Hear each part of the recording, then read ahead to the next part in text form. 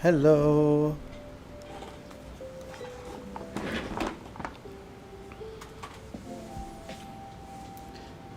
Hey, y'all.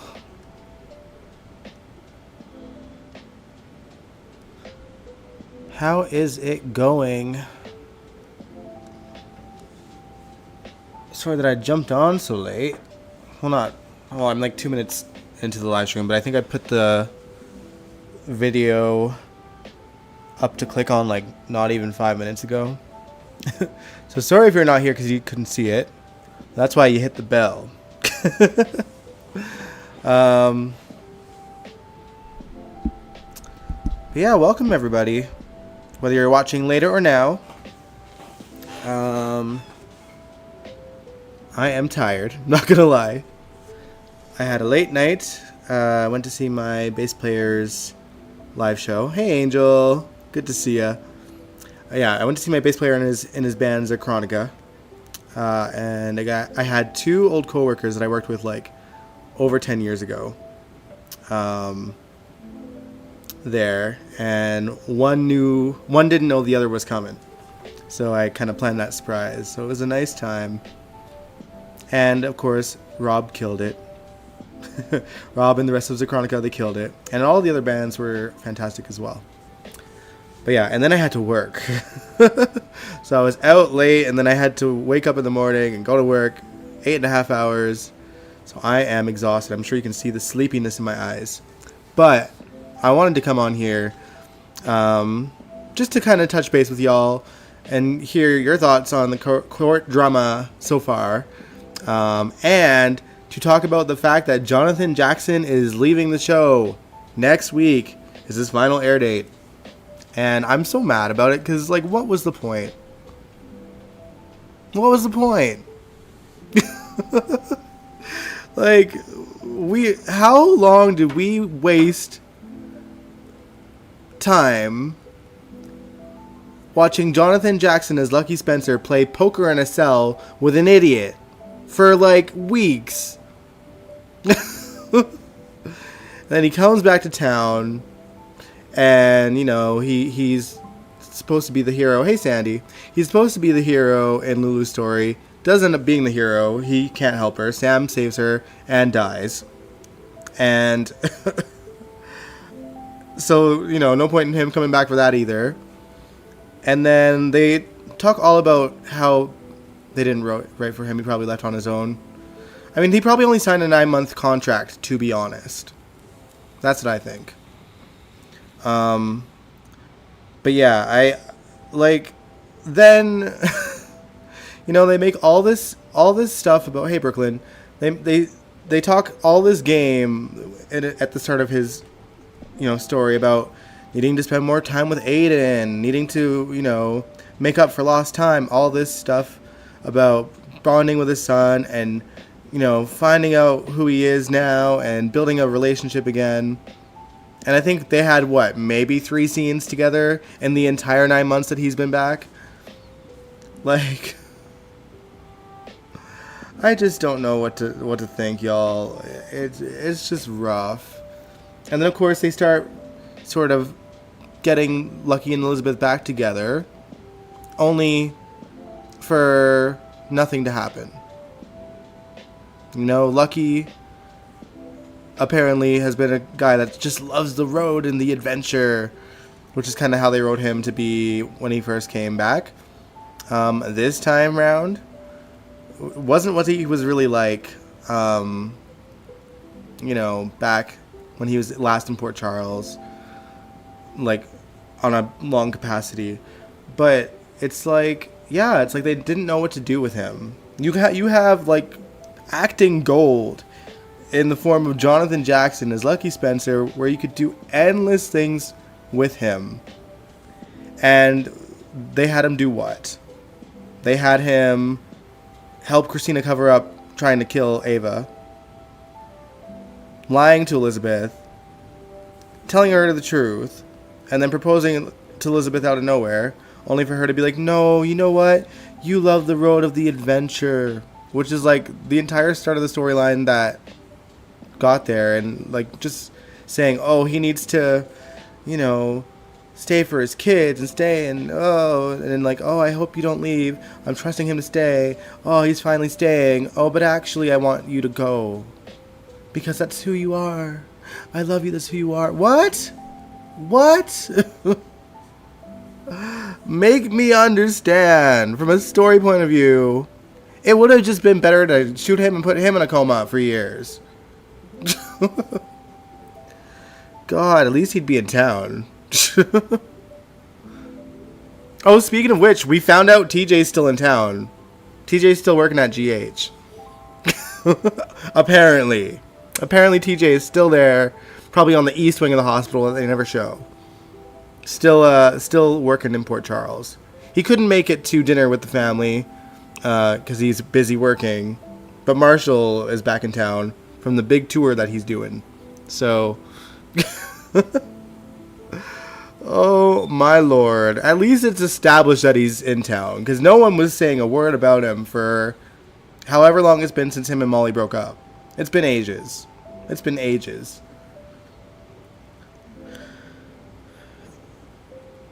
No, I wouldn't have wanted to see a Lucky and Christina romance.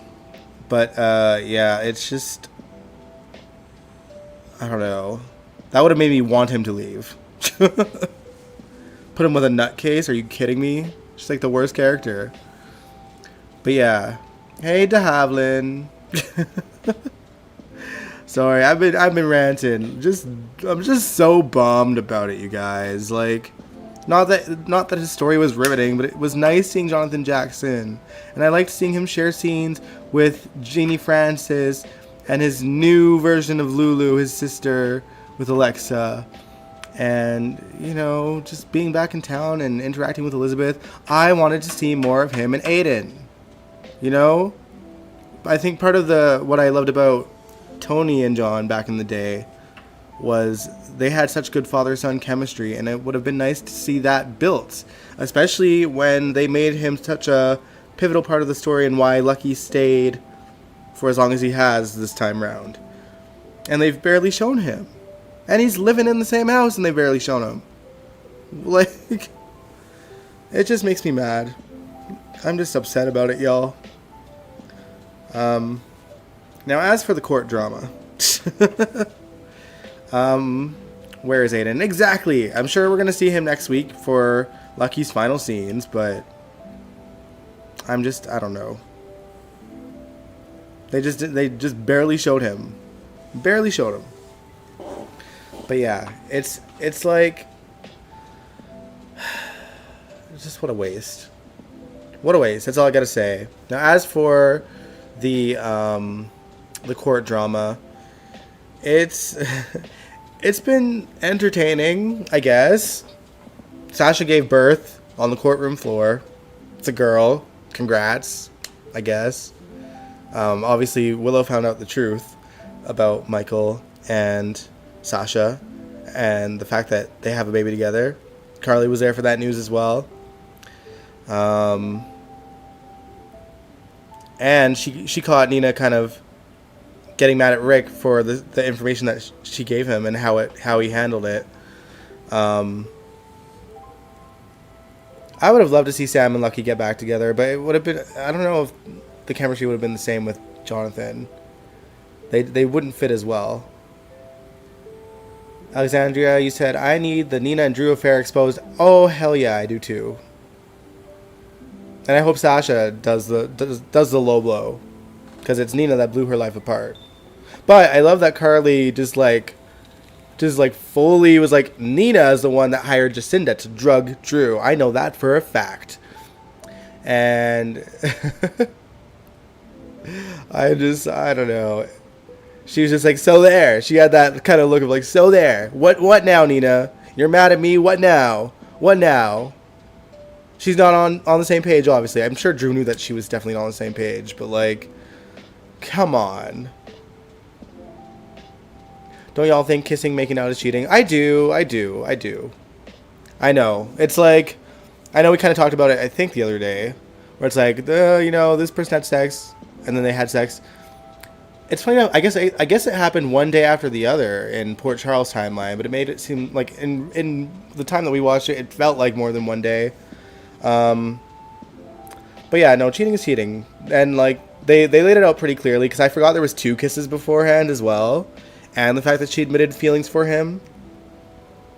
So that kind of reminded me, but yeah, but yeah, things I need to see as the court case continues is just, first of all, Drew getting his ass handed to him because there's so much shady shit with him.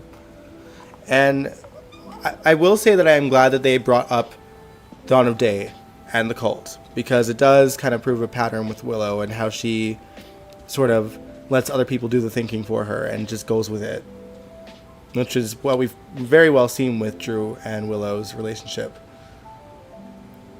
Yeah, an emotional affair, exactly. Yeah, they were definitely admitting feelings for each other too, and you know, Willow did admit that to Sasha as well when they were still kind of friends. And yeah, it's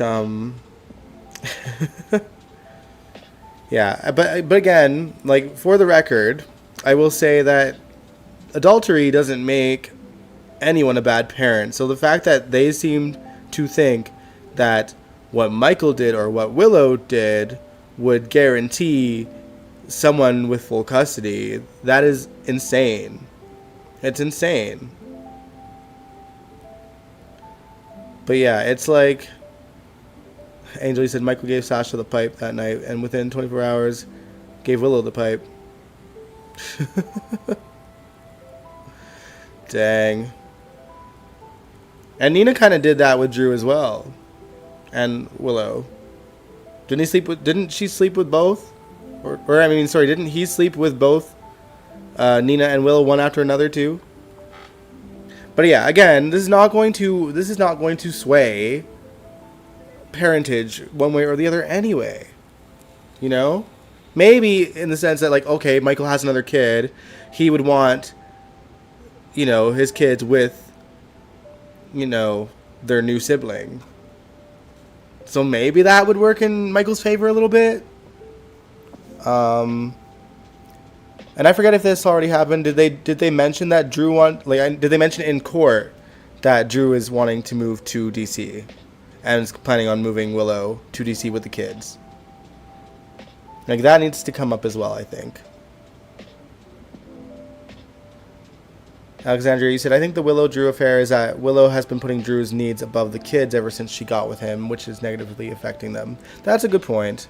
I still don't think that, like, well, sorry, I lost my train of thought there. I still don't think that it's going to sway the judge one way or the other. Maybe the things that they said, like, earlier in the week when Jocelyn was like, well, she said, I care about Drew more than anybody, and perhaps the fact that Willow took the kids out of the state without Michael's permission and kind of whisked them off, and the fact that Willow was in another room with Drew and not with her kids while in DC. Things like that. That might put that could work in Michael's favor. I've not seen a whole lot that would work in Willow's favor thus far. That said, Willow helped Willow helped Sasha give birth on the floor, and they had a smiling moment with each other. So it might soften things up. I think that in the end, they're probably going to get shared custody. Maybe on their own sort of accord as well. But, like, something would have to give with Drew.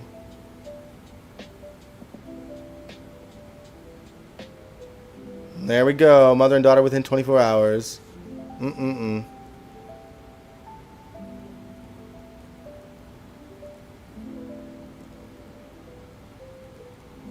Wish there would have been a scene with the kids explaining that.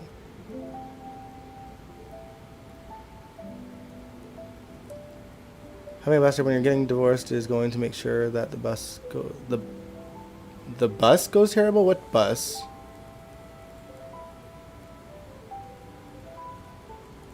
I don't know. My thing is like, don't get married if you're going to be a player. That's all. I have no desire to get married in my life, and I'm not even a player. I barely have a dating life, y'all. But like, man, I just have no desire. I have no desire.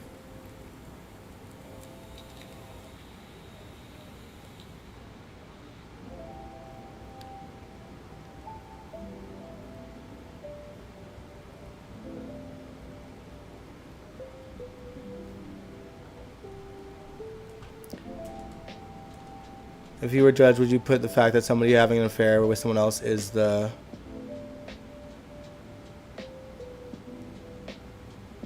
Sorry, I'm confused. What do you mean? Like, no, I wouldn't. If I were a judge, I wouldn't give a shit if both of them were cheating on each other. I'd be like, hey, you're both shitty people. But, like, hey, take away the kids from both of them. How about that? Neither of them deserve full custody. Oh, yeah. That's sorry, I forgot about that. That's probably that's the most, pardon my French, fucked up factor. Willow signing Drew as the kid's guardian without any interaction with Michael. Like that in itself is like what the f.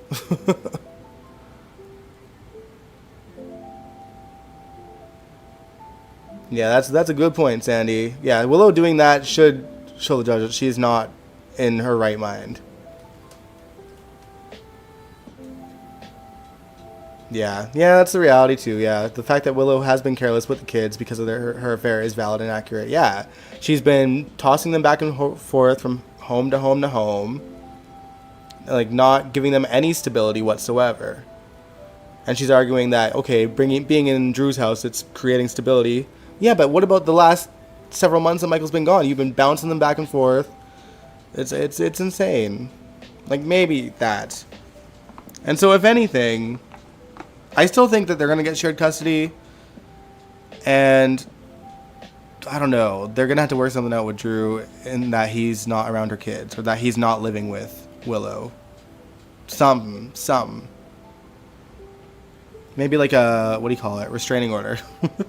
Drew can't be near my children, like, within 100 yards.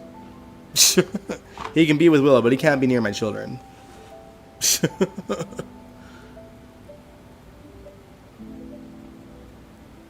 Yeah. So that's the tea on that, y'all.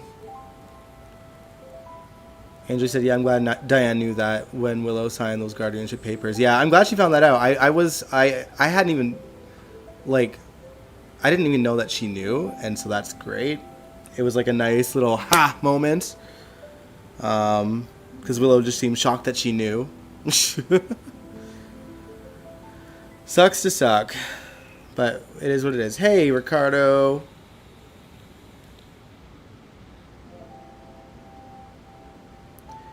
Sasha gave birth to a full-term baby. Well, it was a month early. It's Cody's baby. I don't think it's Cody's baby. They didn't have sex. They almost did. But they didn't.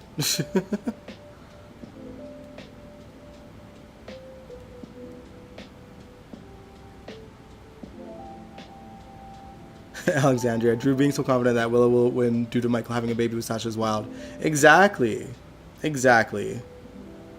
And I bet if Willow had gotten pregnant with his, like, he'd be, like, saying the opposite. He'd be like, Willow having my baby would guarantee Willow getting the kids.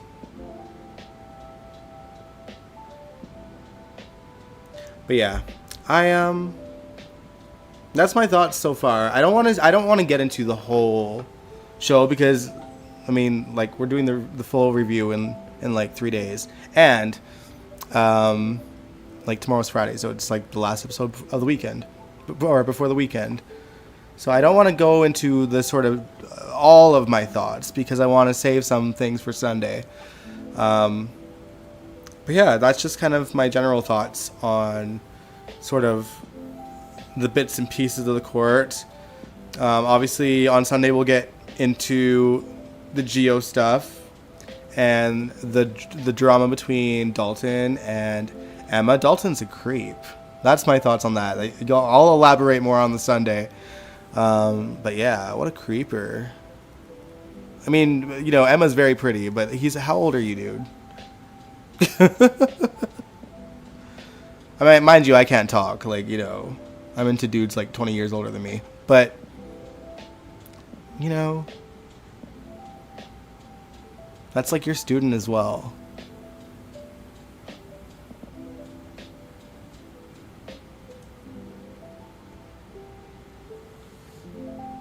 What if Sasha wasn't actually having the baby early, but it was right on time, and because it's Cody's baby? Because she didn't want to admit she humped her cousin. But, like, Cody would know, and he would have confronted her and been like, is this my kid? But he knows they didn't have sex. Like, we've seen their conversations on screen.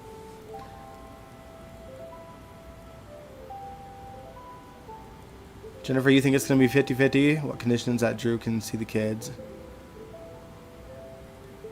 With conditions? Oh, conditions that Drew can see the kids? I hope it's can't see. That's what I hope. Again, a restraining order for Drew and the kids.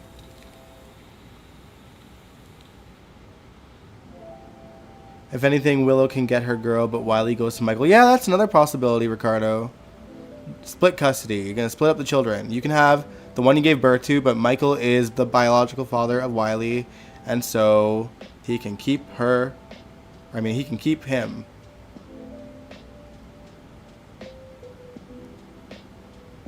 Angel says, Lord, Dalton looking at Emma disturbed me. Yeah. Also, Emma just like dropping her, I don't even know what you call that. It wasn't really a towel. Whatever was wrapped around her waist.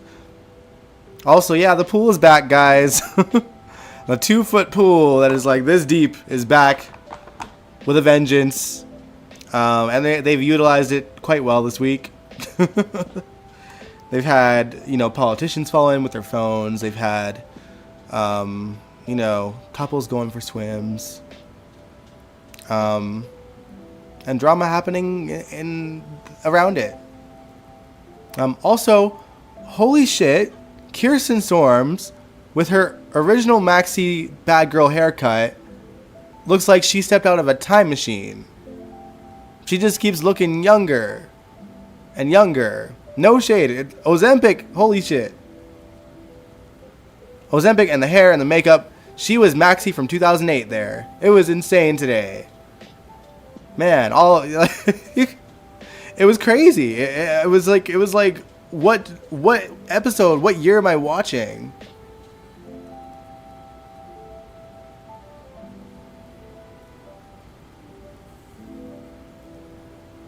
Hey, Allison.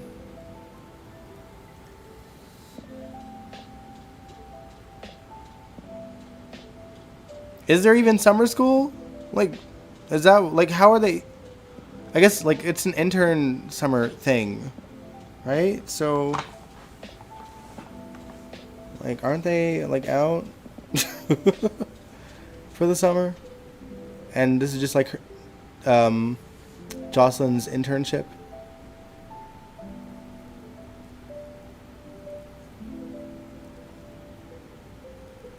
Angel, she's too damn young.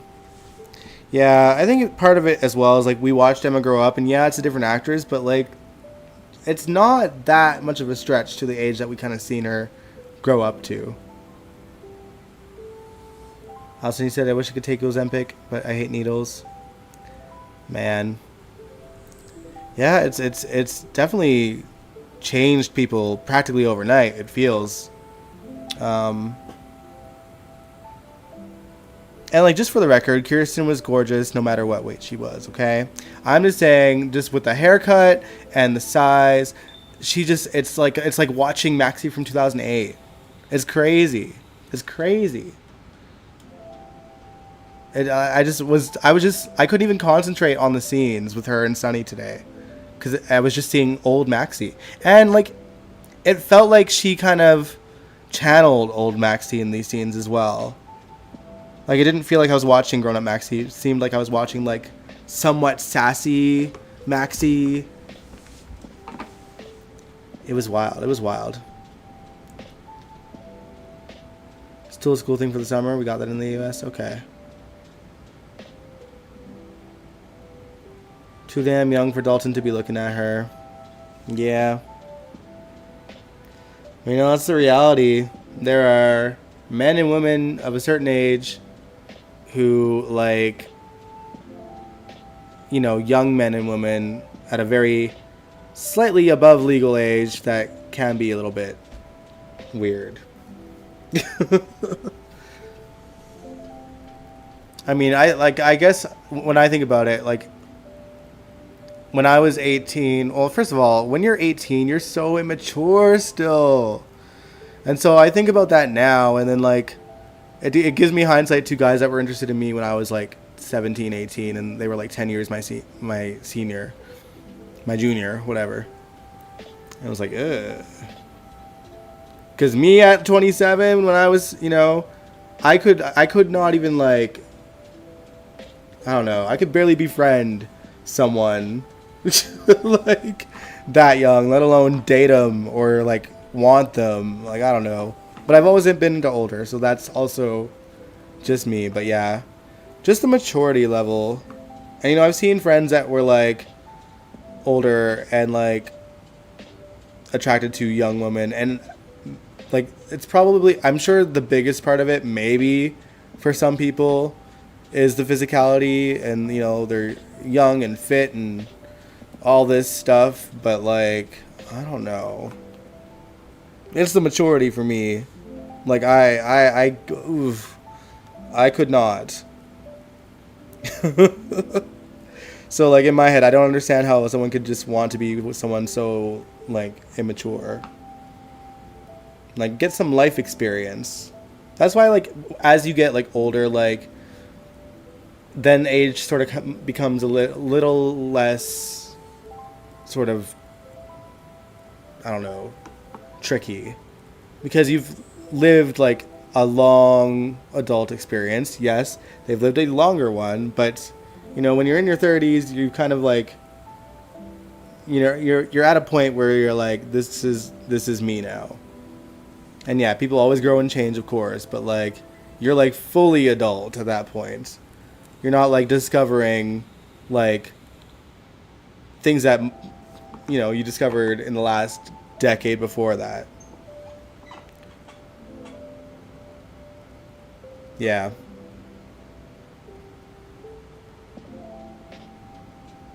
But, you know, in hindsight, I keep on saying Brooklyn because of Emma. First Emma. Emma sees that he's attracted to her.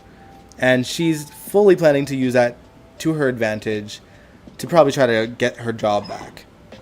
Convince him otherwise, you know? And, you know, he just might take the bait. He might ask her to, like, prove herself again with a new project, and she's smart enough to do it. And it could throw Jocelyn into a loop. So as long as Emma keeps Jocelyn, you know, away from noticing that she's working with him, and Dalton, who will likely stay quiet, you know, doesn't say anything to Jocelyn either until, you know, he makes that decision, and it'll throw her for a loop.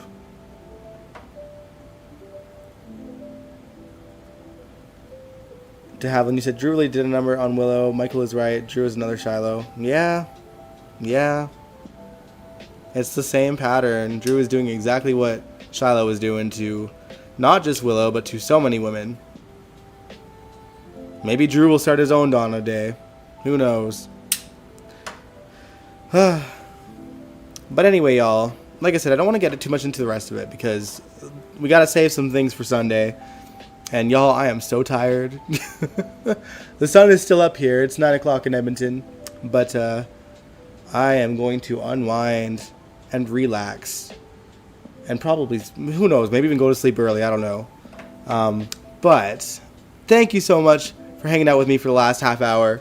I will see you all this Sunday, and if you liked this live stream, give it a big old thumbs up, subscribe if you want to, and I will catch you guys this weekend, this Sunday.